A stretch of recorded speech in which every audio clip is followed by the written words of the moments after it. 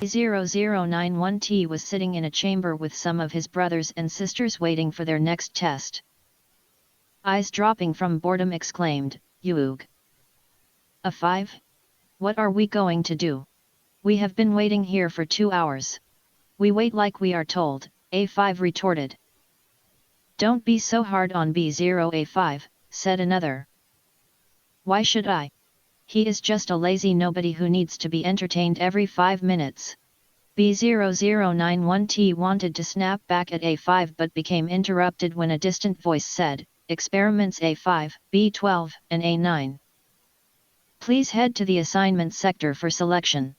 "What's that?" questioned B0091T, "I never heard of the assignment sector." "That's because you will never be useful." "What are you even made for anyway?" said A5. "I don't know." Now B0091T was stuck in his own mental prison, his eyes looking at the glass of which he looks through and wonders. "Why do I have this mask? I have an actual face. Do I breathe the same air as them? Do I have a purpose?" Now B0091T, standing in the now empty room, was puzzled, and stood there for hours and hours and hours trying to solve what he was but came to no conclusion. He walked around the living quarters of his colleagues. He hears the echo of his paws impacting the ground and distant sounds of doors open and close in the distance. "Another day, another walk of shame," sighed B0091T as he walked over to his sleeping quarters. What was that code again? B0091T thought to himself looking at the electronic door lock. CD12. Hello? I forgot the passcode again. All B0091T heard was the echoes from the big room. B0091T looked back at the lock and thought, "Okay. Don't panic B0, all you have to do is to think."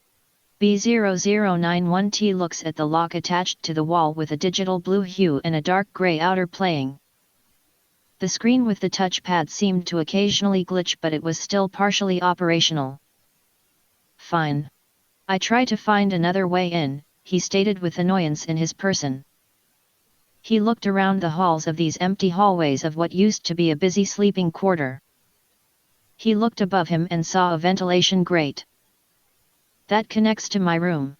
B0091T looks around more and spots and sees a door that says supply closet.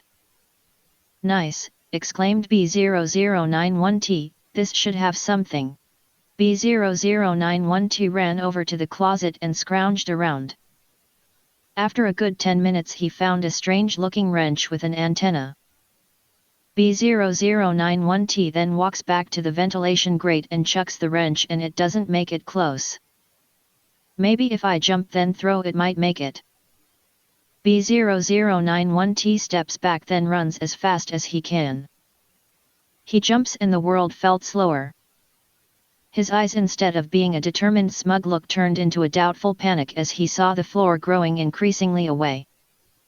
Then when it seemed like his momentum has run down, B0091T flew up and hit the vent cover. It crumbled under the immense impact that he made. B0091T now was knocking around the cramped vent, hitting and denting the silver walls of that vent until he broke through and landed in a dark room.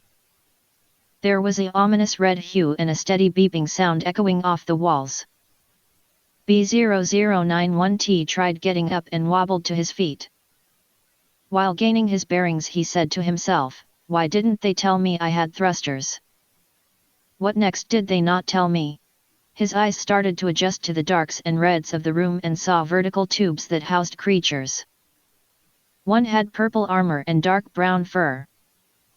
B0091T walked over to the tube and saw it was A5.